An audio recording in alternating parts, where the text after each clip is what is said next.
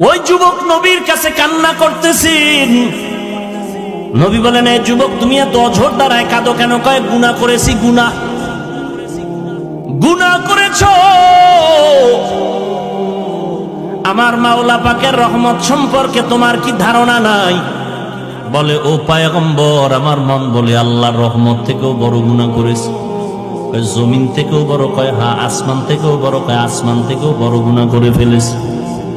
এইভাবে বলতে বলতে বলতে বলতে এক পর্যায়ে যুবক বেহুশ হয়ে গেল। এবার নবী বলে, এত কইতেছো, গুনাহটা কি বল?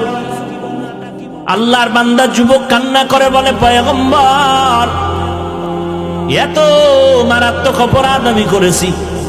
মানুষ মরে যাওয়ার পর লাশগুলো যখন কবরের মধ্যে রাখিয়া সবাই চলে যায়, আমি একদিন পর যাইয়া ওই কবর খনন করিয়া লাশের কাফনটারে চুরি করে নিয়ে যাই।